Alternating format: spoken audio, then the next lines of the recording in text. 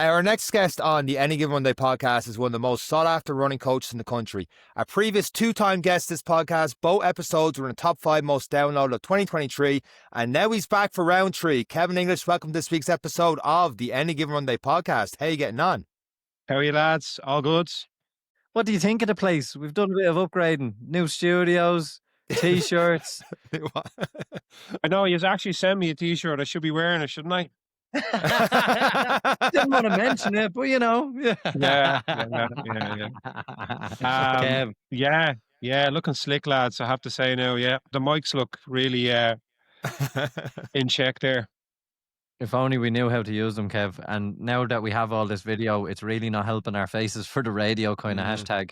But it has been a very busy year, even for us, as we see so many people getting involved in Dublin Marathon.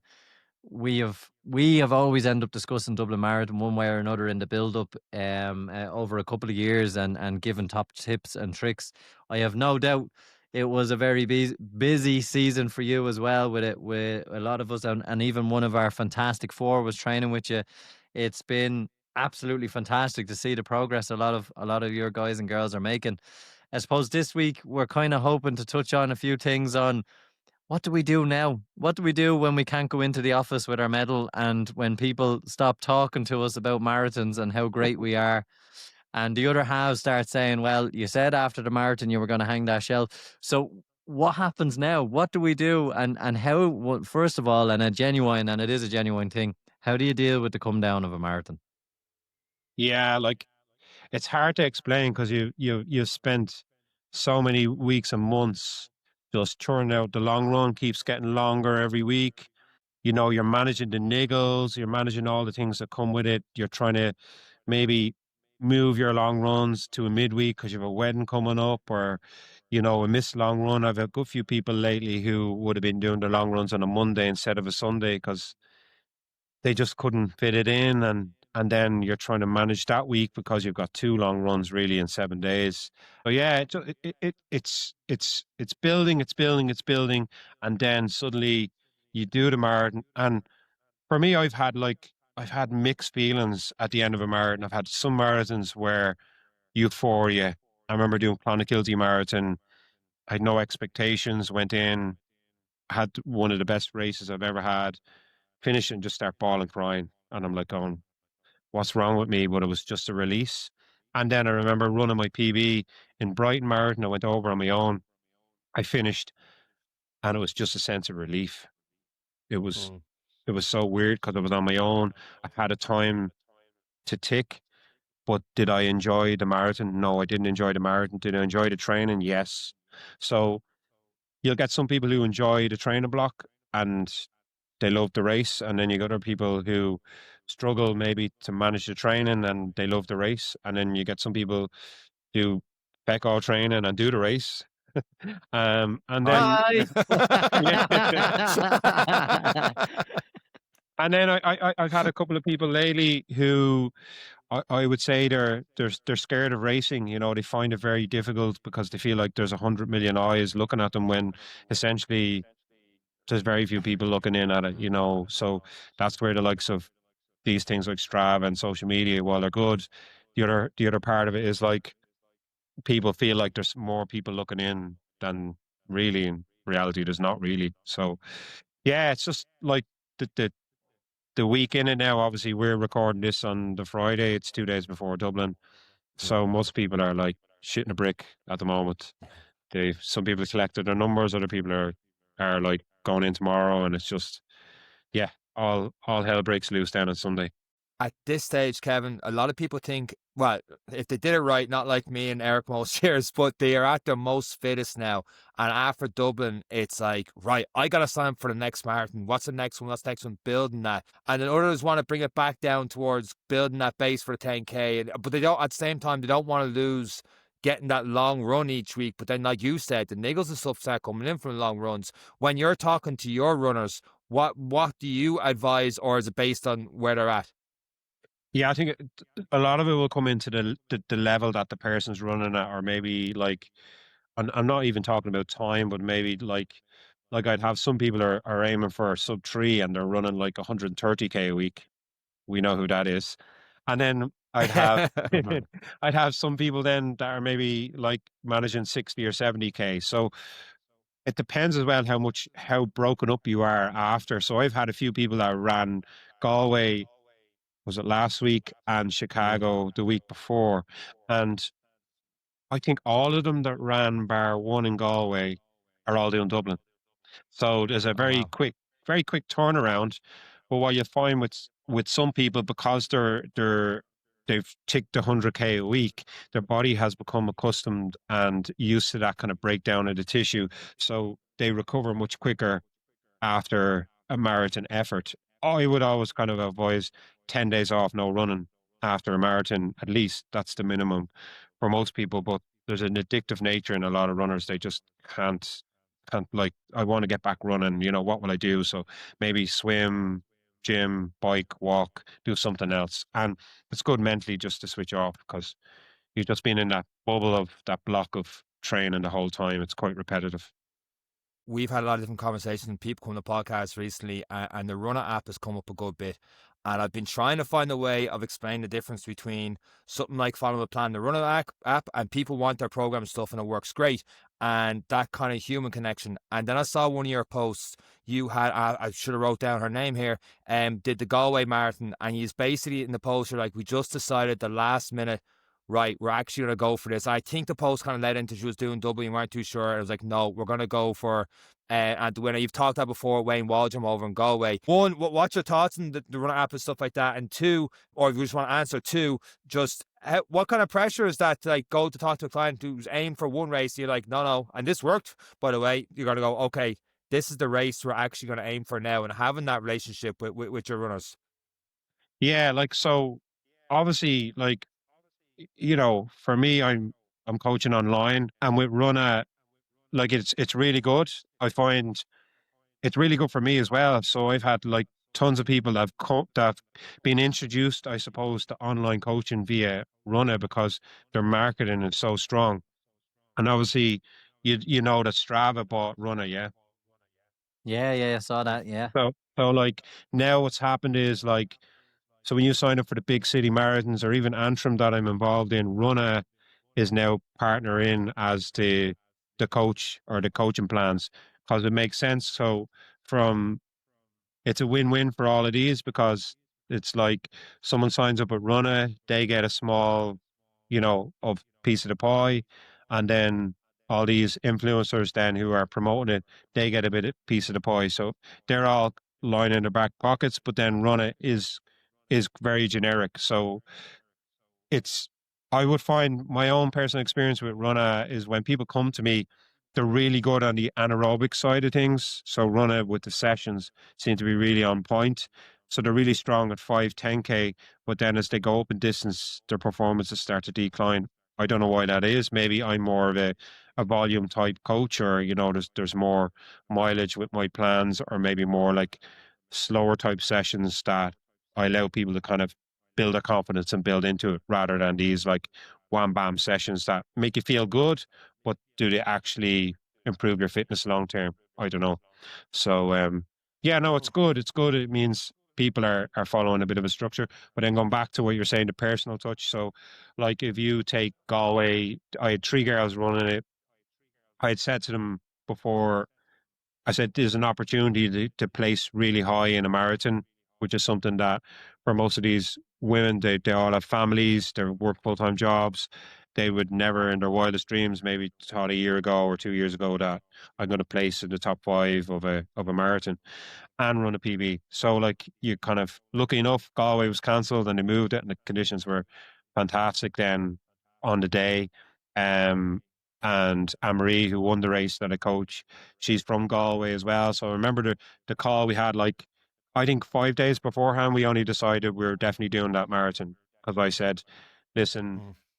um you have an opportunity to hopefully win it. Um and you'll do it in front of your family. It's your hometown. That opportunity might pass you by. You could go to Dublin and maybe run 3 or 4 minutes quicker.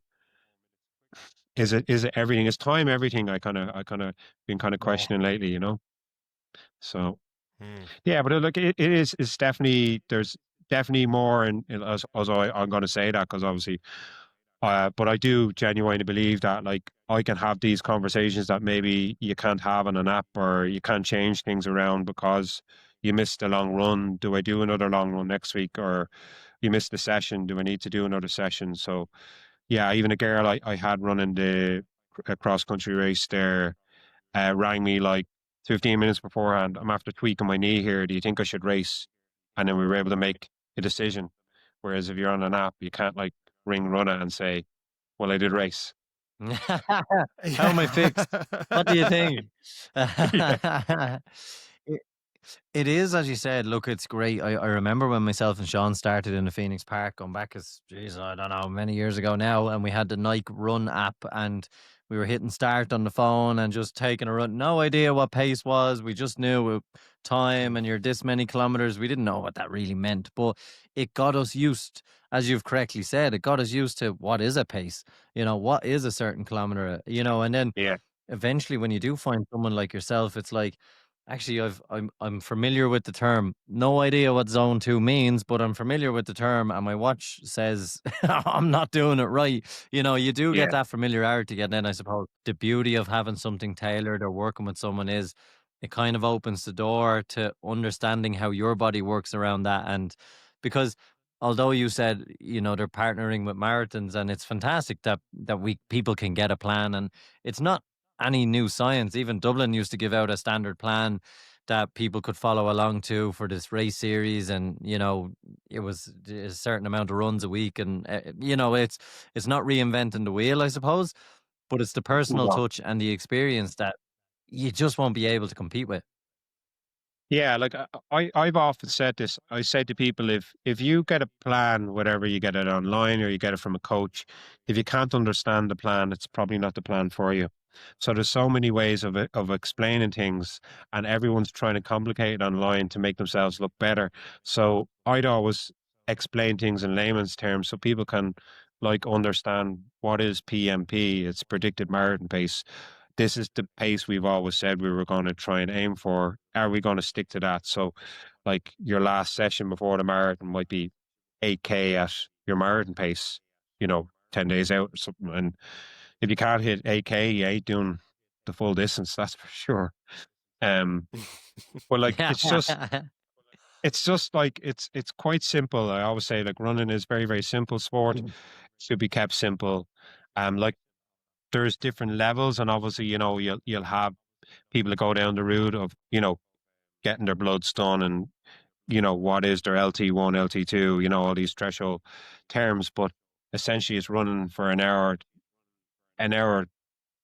that you could run steady for an hour, and you can't run any longer. Um, but yeah, I think I've kind of gone off track here a little bit, but what else were we saying about running? I was just, I suppose it's the one size fits all. It's for the most part. I know they add in AI and predictive runs, and even Garmin on the new watches will give recommendations based on your previous efforts, what you should do today. And I've been proving my watch wrong for the last few weeks because it's told me to stay in bed. But it's when you link in with elements of experience and elements of knowing what you can do and when to push and when not to push, and when you don't have that experience, working with a coach as you move into, for a lot of people, into this post marathon phase, like you said, there's probably elation, there's probably tears. Everyone wells up on the finish line or on the carpet of a Yeah. marathon, and for many different reasons. And then it's, what do I do? So a lot of people are either going to go, I want to go longer, I want to go faster. And I don't think you're going to get that from an app. It may get you through your first, and 100% you may get around, but Yeah, you'll hear so many different types of advice in terms of like, what should you do post marathon? How long should you take off? When should you do your next race? And it really, like I said, it really varies on the type of runner that you are. Like some people like the idea of training for a marathon for 3 or 4 months of their life, and then they like to take 3 months off. That's fine. Like, but then there's also the element like you guys touched on earlier is like you're at your peak fitness, and like you don't want to waste all that fitness.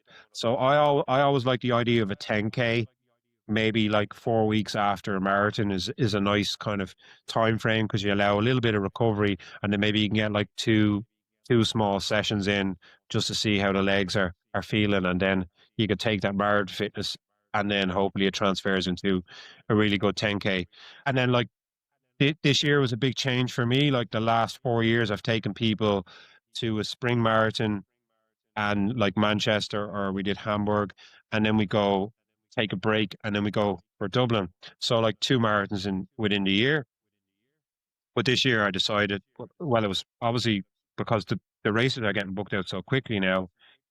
We just couldn't find a marathon suitable where everyone will be able to go, etc. So we decided to do the Dublin Marathon half, which was the first year of it in March, and people just loved it. They smashed their PBs, and then they have like a small bit of a down time, and then they start building up then towards Dublin. So a lot of these are like they're maybe 15 or 20 minutes quicker in their half marathon going into their marathon block. So like their expectations are up. So as me as a coach, I've kind of like got to manage those expectations too.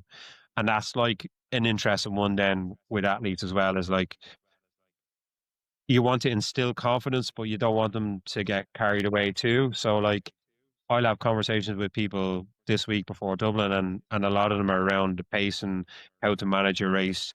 Like going to apps won't tell you how to manage your Dublin marathon. Like I would like to get people to 24K, maybe under target, and then the last, you know, 18K there is like where you're gradually speeding up because the route gets a little bit less hilly. But then if you're reading stuff online, it will tell you to run even or a slow fade. Was the one someone said to me recently. I love that one, slow fade. Where you're Slow 3% fade, slower near in the death What's second that? half. experience. Slow fade, just waving It as you're sounds like a drowning. haircut, doesn't it? Bye. Yeah, I've never heard that phrase before. That's a I nice actually haircut. have, I actually have a guy I'm coaching, Rob Flynn, and I actually I'm only bringing him up there because we were touching on the Runner app. He was with Runner before me, and his words were, Kevin, I took 304 as his PB, so obviously wants to break 3 hours. And he said, I love the structure, and then I could check in with you when I needed to. So, like, for some people, that's like once a week, other people, it's once a month. It really does vary on the individual. I love that. Like, some people, particularly this week, be like, "Oh, I know you're busy. I won't take much of your time." And then other people are on the phone for an hour and a half. Like, it's mad.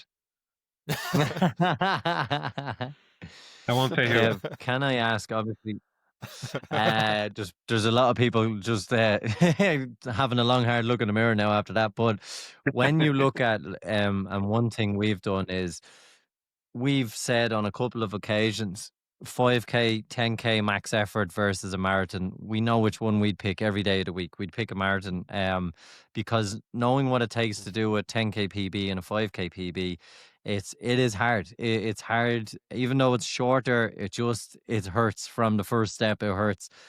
How do you go from, I suppose, mentally going from those long, easy runs where you're really just clearing your head for a long portion, enjoying them, and a coffee and all the social side that comes with it, into 4 weeks later, we're getting back into 10Ks. How do you shift the mindset? How do you get the body into gear? How do you bring yourself down from the marathon ability? And I'm going to extend this question even longer because a lot of the times I look at in January or February, I'm like, how was I able to hold this pace for 42 kilometers? And the fear of going back to a 10K training plan, I know it's always a better foundation, of course. I know the logic behind it, but letting go of the endurance side is so difficult. Mm. Yeah, but like the first thing is you don't have to completely let go of your endurance. Like, and obviously, again, going back to, it depends on the level of runner you are. Like some people, I would keep them with 80 or 90 minute run on the weekend because they enjoy their long runs, and that will Okay. vary. So Yeah. some people might. I have some runners like I have a girl up at Donegal, fantastic runner. She would probably cover a half marathon in her 90 minutes, or easy run on the weekend.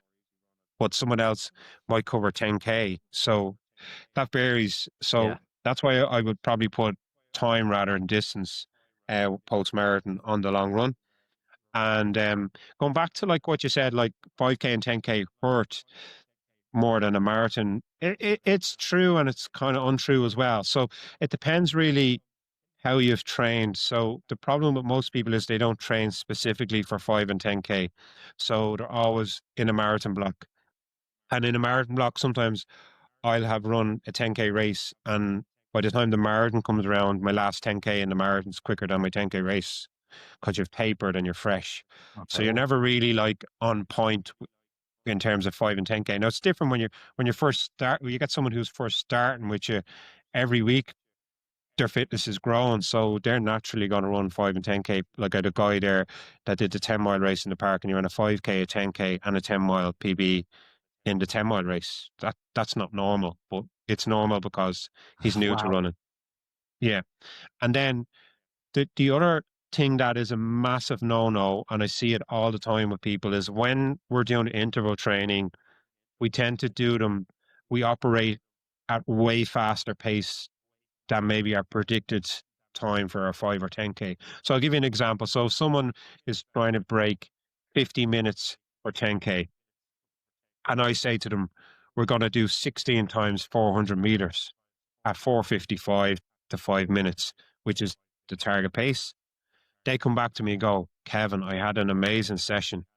I started out at 4:15. Now I got a bit slower towards the end. I was 4:30. And I'd be like going, This sounds very familiar. Yeah. what? Why? Why? And people love to do that session because they love to hurt. But then if you did it the way I told you to do it, you would feel like you could do 2 more reps rather than feeling like you want to puke in a bucket. And Yeah. that comes down to being clever with your training. And then when you be clever with your training, you're able to race really, really well. But if you don't practice that in training, then like how many people in Dublin will run slower in the second half than the first half next Sunday? Probably over 92%, I would have thought. Probably in the high Yep. Yeah. 90%. So you kind of have to question then, did one of two things. Did they overestimate what they were going to do based off their training? The other one is, did they actually execute a proper race plan? Like, some people, I felt great the first 30K. Like when I worked in the running shop, people would come in and they go, how'd you get on in the marathon? I was great till 30K. I don't know what happened. And I go, well, you probably went out too fast. It's simple as that. Yep. It's a So it's a if you, hard one. It's I a mean, hard one. if you practice it in training, more than likely you're going to do it in a race. But if you practice it the wrong way in training, you're probably going to do it the wrong way in a race. Guilty. To dive into that, sorry, a little bit more, Kev, because you said you moved away from the marathon in spring and you're focusing on 5K, 10K time. How important is the foundational base, or from what you have seen through all the people who are training with you this year, how good is the difference when you do focus on that 5K, 10K, practicing running 5Ks, 10Ks when it comes into then the new block? Yeah, so like what you find is you have this extra turnover. Your legs are obviously moving faster, so your slow runs become so much easier because you're just used Yeah. to you know operating at a much faster level. Now over time, then in your marathon block, you can gradually build your distance, and while your distance is increasing, your fitness is increasing. So if you have someone and they're running 6-minute kilometers for their easy run in 5 or 6 weeks, they've gone from say 50 minutes to 2 hours of running with probably the same left effort, if not less effort.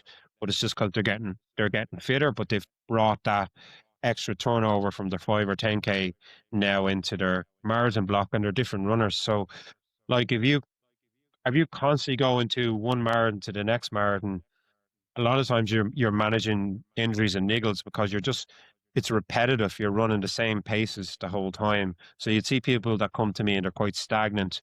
They haven't improved their PBs in 3 or 4 years, but they're doing the same thing over and over. So you kind of have to question, like, why are you doing the same thing over and over if it's not working for you? And then I'll have other athletes and I'm sure I've had people who've left me as well, where you feel like you stagnate a little bit and you want a fresh start with someone and you want to try something a little bit different. I've 4 or 5 runners in the last few months, and it's so exciting to see their growth, because when they're starting with you, their 5K pace might be in their half marathon pace, so they're so far away from it that they feel like they'll never get back to it.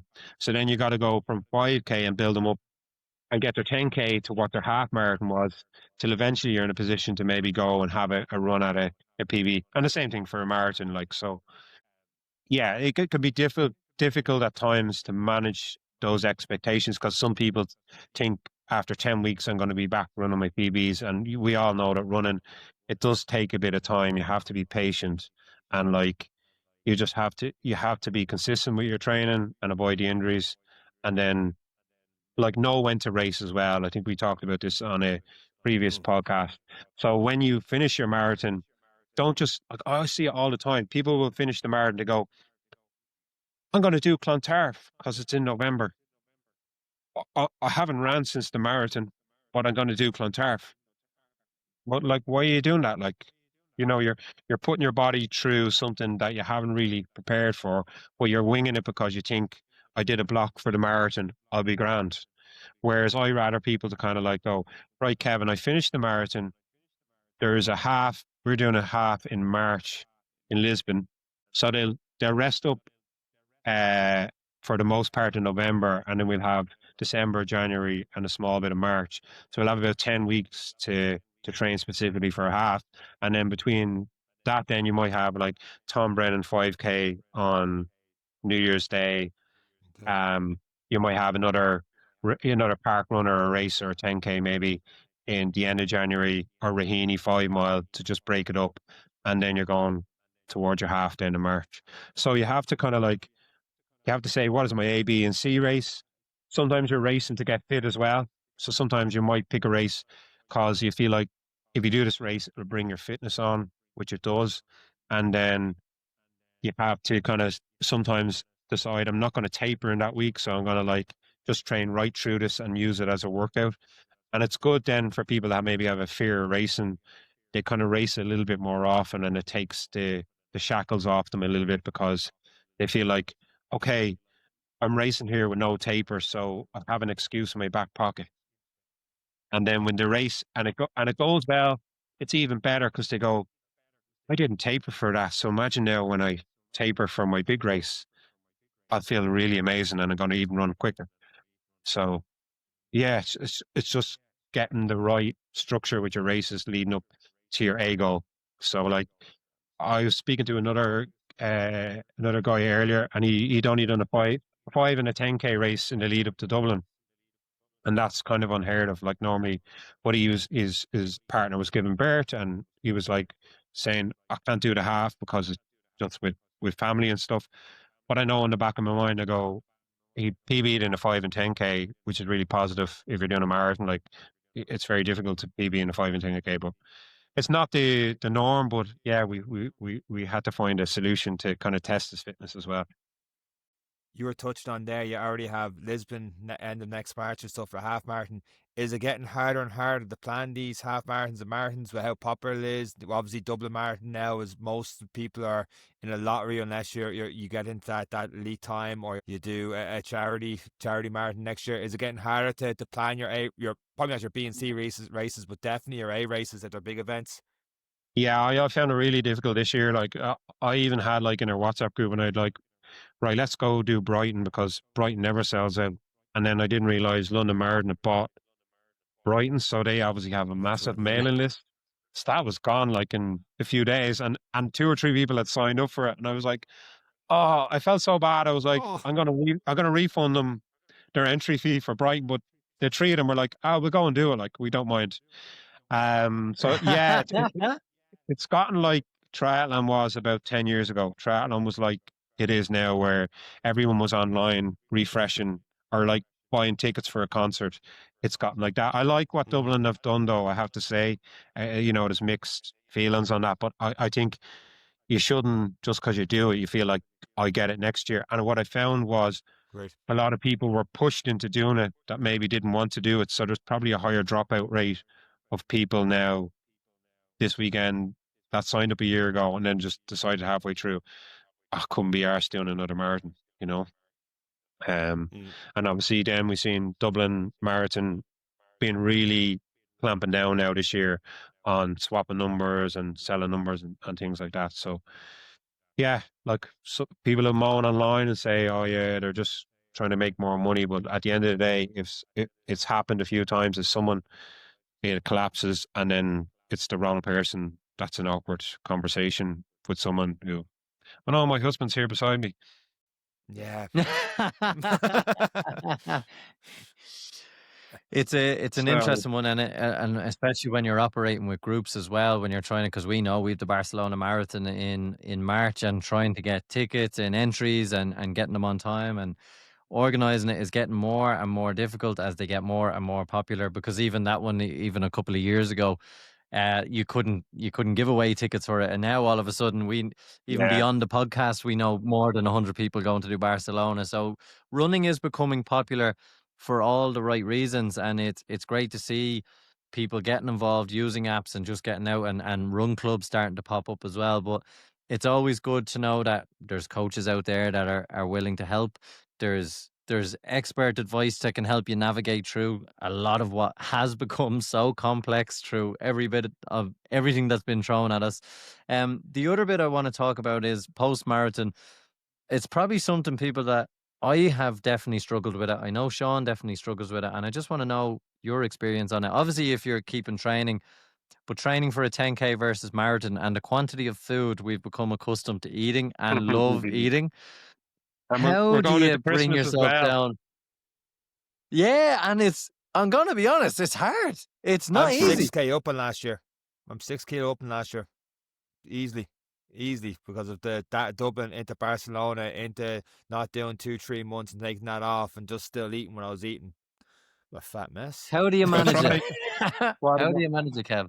I'm 25 kilos over my race weight. Oh wow. Okay. That make you feel better. Well, I was You gonna feeling say you good made me now, feel a Sean? lot better, Ken. I feel like I got a way to go, but I'm starting to climb. But Jesus, yeah.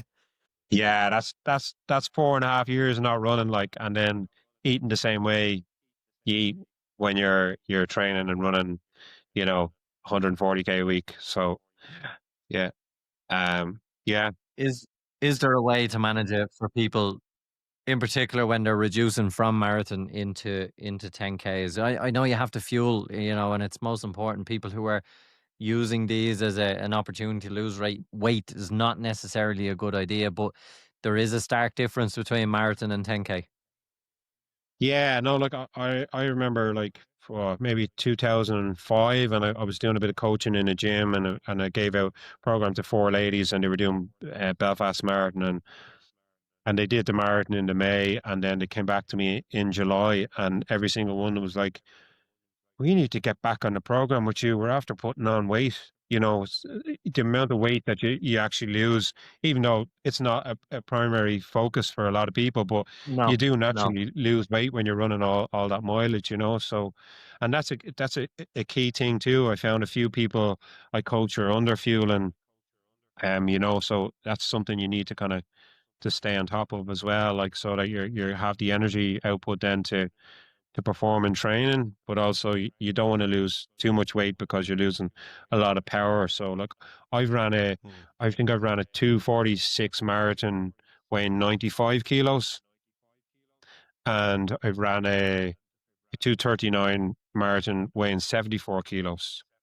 So like 7 minute Jesus. difference, but the weight is massive. So I think there's a kind of happy medium with, the power to weight ratio when you're racing. And I think definitely like there's two things happening I see online, particularly on social media, is you have the buff guys who are promoting, obviously, I can be jacked up and still run a really good marathon. There's nothing wrong with that.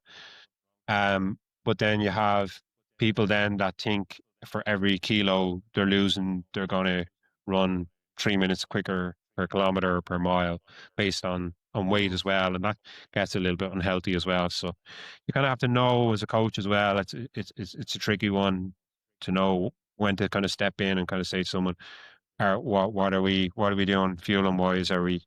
when are we taking our food intake? What's our food kind of look like on a weekly basis? Because if you get it wrong, you can give them the best training plan in the world, but if you ain't fueled properly, you ain't going to run well, you know? 246, 95 kilo, Kev. I'm not feeling all too well again because I had that excuse of Dublin this weekend. I'm pushing off 90. It's going to be one of my worst times. So thanks for Hey, that. just think on the downhills, you're going to fly. Roll down it. If he was on rollerblade. Yeah. Uh, Yeah. Absolutely excellent. And Um, then as people manage the Christmas, and obviously recovery is a good time.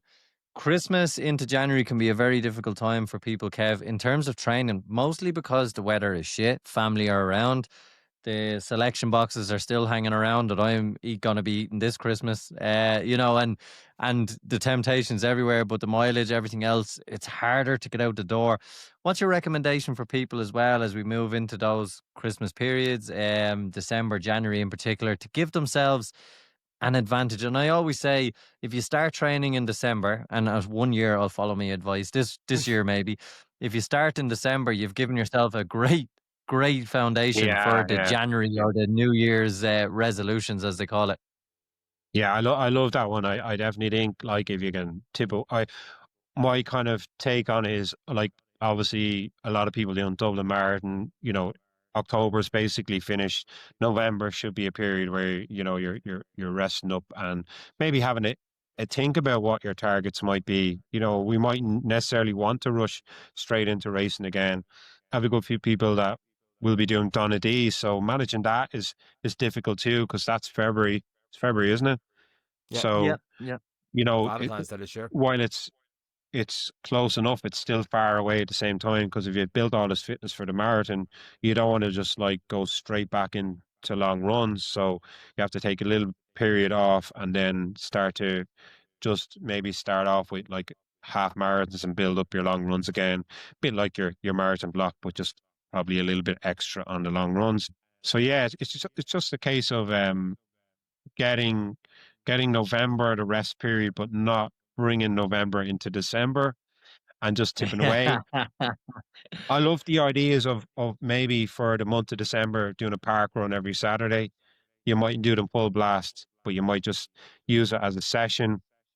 And again, that just gets you out the door on a Saturday, and then starting off the week. I used to do my run classes on a Monday after the marathon, and it was brilliant because people loved it because you started the week on a real positive. On a good note. And Yeah. you didn't have that big long run in your legs on a Saturday or Sunday and taking it into the Monday. So maybe start with doing a speed session early in the week on a Monday or a Tuesday, and then you'll have something then to build on within the week. Whereas if you're in a marathon block, you can't really do a speed session on a Monday because you just get injured, you know? Yeah, and it's most people's routine: a Sunday long run or Saturday long run, followed by recovery or nothing, or a rest day, or whatever the block or whatever the individual is requiring. It's never really intervals on a Monday after a weekend, a long run, and particularly in a marathon block.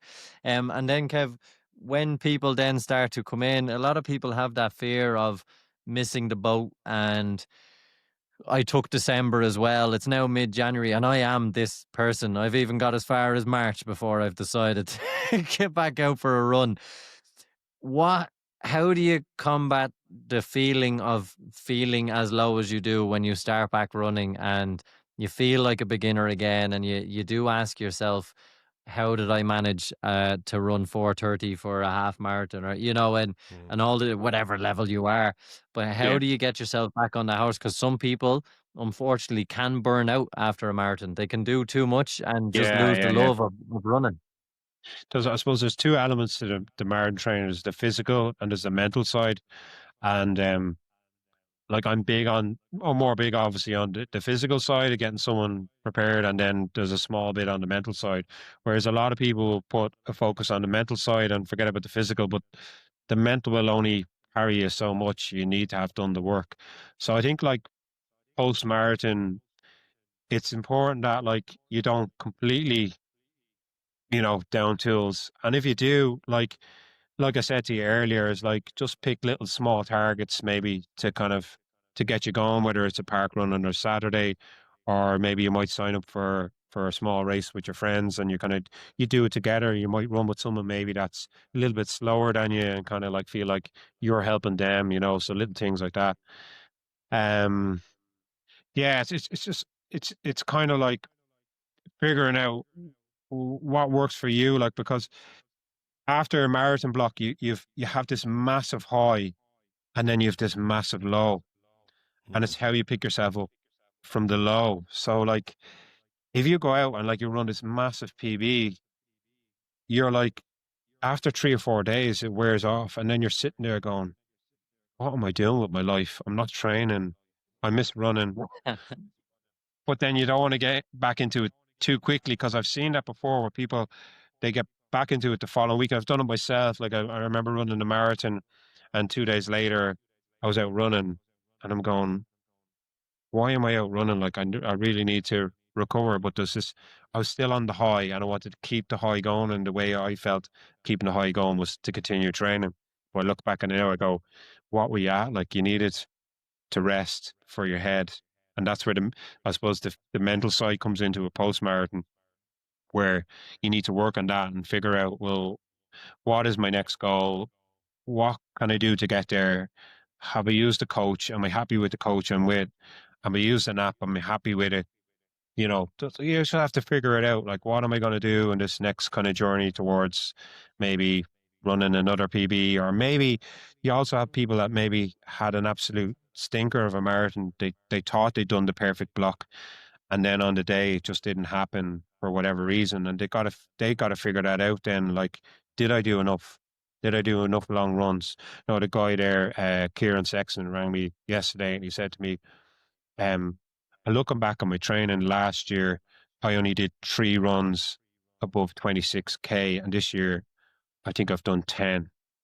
And like, already that's given him loads of confidence. I heard on another podcast someone saying, look back on your Strava and congratulate yourself for what you've done.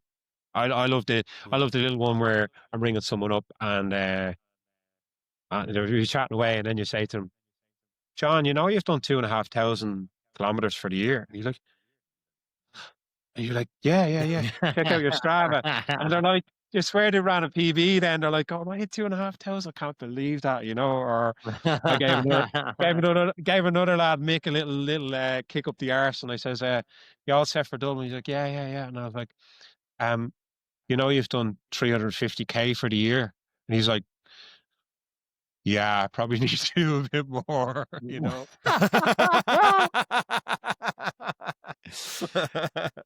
Gonna do 10% of his yearly running on the weekend. Yeah, yeah, yeah. Look, I can't judge. I've been that guy as well, so it's definitely something that we try to manage. It is very difficult, and a marathon experience, and I think, Kev, that's where clubs and coaches can really help. Well, like, and I hold my hands up to it.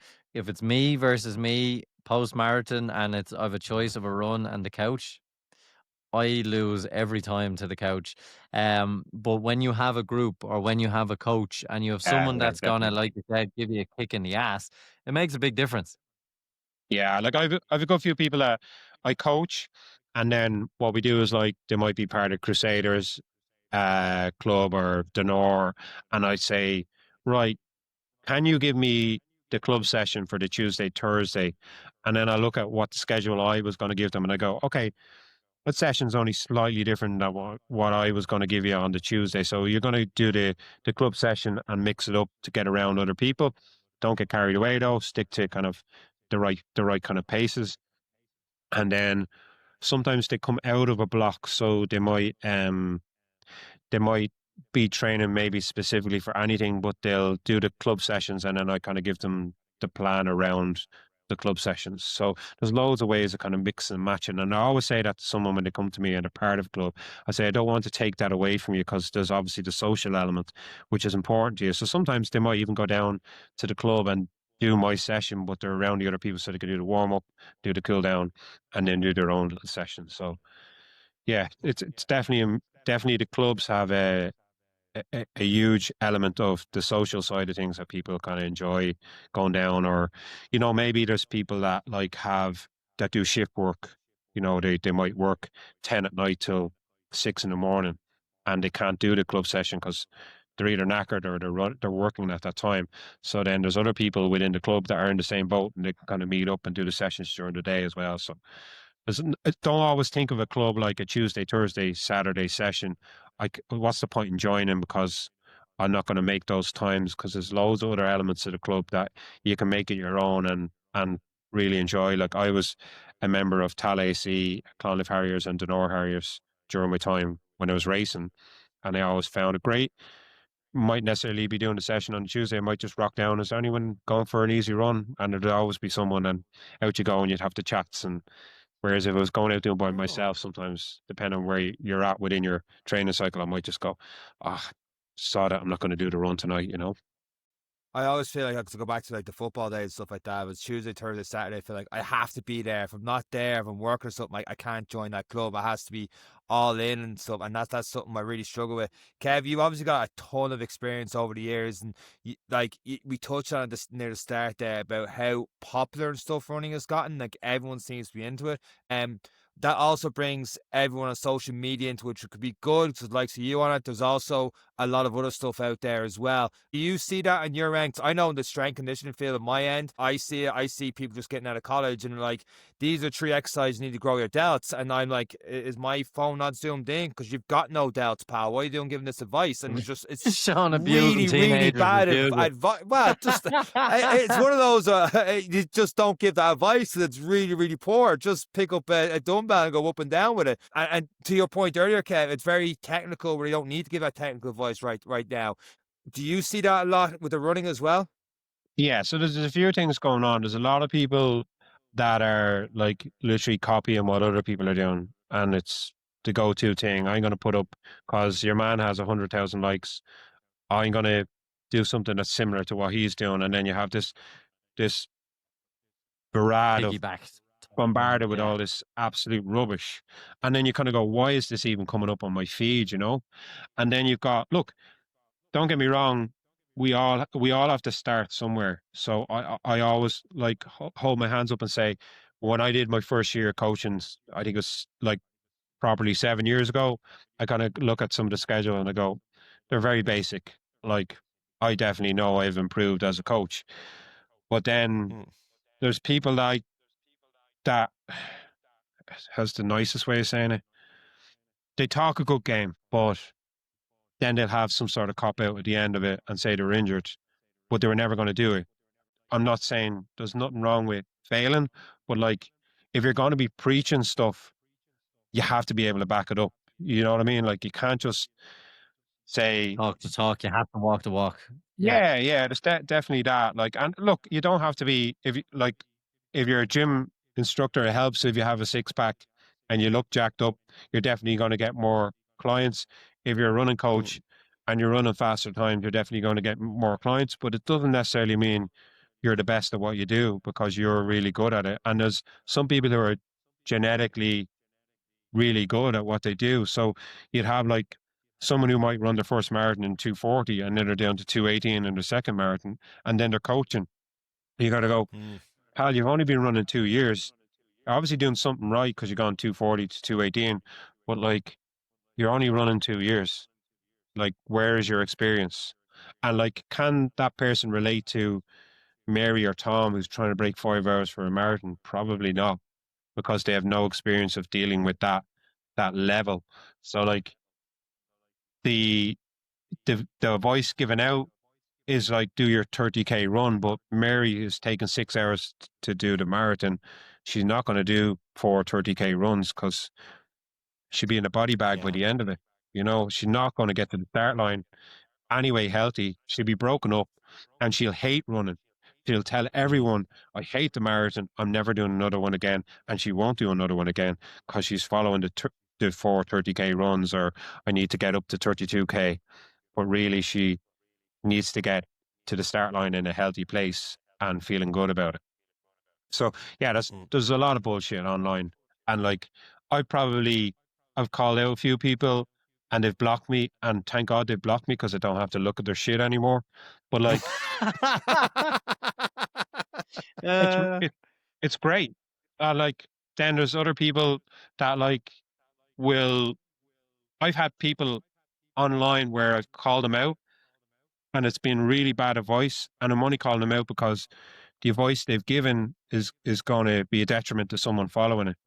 And then they had the audacity then to ring me up complaining that I'm commenting on their thing, which isn't open. If your Instagram is open to the public, what can it, what can you say to that? Like, so it wrecks my head. Any And any posts I put up now, I'm going to be just baiting Kev. I'm going to be like, yeah, wait for him to come and attack me. 400 by lad in 16s, max effort. there's a lad in Cork, Tyke Sullivan, top runner. He's a 68.5 guy, aiming for 225 Valencia, and he tags me on every single one of these influencers, and I'm like, I don't know what to say. Sometimes it's awkward. I feel like I just hit the love heart. Give him a love heart or a thumbs up, because if I give a comment, it's just like, oh, here's another one of them, So yeah, I think at this stage a lot of people know how I stand on that, and like I never like I like social media. There's some good elements of it, and like obviously for you guys, people would know about your podcast if you weren't on Instagram, and there's an Yeah. element of people would know about my coaching if I wasn't on Instagram. So you have to be on it, like. But there's sometimes you just go, peace of mind. Like, why can't it filter out such rubbish? And I think the problem is sometimes maybe you click into it because it's so bad, and then it starts bringing up more of the bad stuff. It's like you like this content for some reason, even though it's rage baiting you. That's it. Our next few posts, Sean, are going to be pure rage bait. You watch this stuff. We're going to hit 100,000 followers in a week. It's going to be great. Yeah. I'm sure, like, if I name names and stuff, you get a lot more views, but I won't No, do that. Jesus, we don't. We'll be shut down. Well, no, we're not that kind of podcast, but just Kev, we're approaching the hour recording this, and like you said, the start of it is Friday evening, 2 days before Dublin. And I'm sure your phone is about to be hopping as soon as you get off this podcast. So it's been absolutely fantastic listening to you, and I hope people do take what you've said from this in terms of building post-marathon, because I know myself, I've been very guilty of going after Dublin. Okay, what's the next marathon? What's the next long distance? And I sign up for like the Art O'Neill and Dunedin, and shit, I'm doing that this year in Barcelona. But next year I'm going to learn from this podcast. Are you doing Donadie again? I can't help but doing a Donadie. I love Donadie. So yeah, I'm down again for this year. Like I shouldn't be saying this, but it's when the podcast will be out. Dublin is like the very start of it. And look, I could be saying this and someone listening to go, Sean, you pulled out of Dublin like halfway through. I don't want to get injured. I'm happy to trot around, and I'm lottery ticket next year, so I might even be doing Dublin next year. So I'll trot around, happy out, and then just hopefully don't get injured, build towards Donadie. Do Frankfurt. Frankfurt's on the same day. I have a guy doing Frankfurt this year, same day as Dublin. Really fast course. It's not that hard to get in. Okay. Yeah. Shout out to Frankfurt. The fall will not be in Dublin. I want a free Dublin entry. are going to kill us for this one. We'll take 3 entries. We absolutely will. Yeah. Well, Kev, best luck to you and all your runners this weekend. Even though listening, we already know how they got on. And that is it for this week's episode of the Any Given Monday podcast. From myself, Kevin, and Eric. Take care.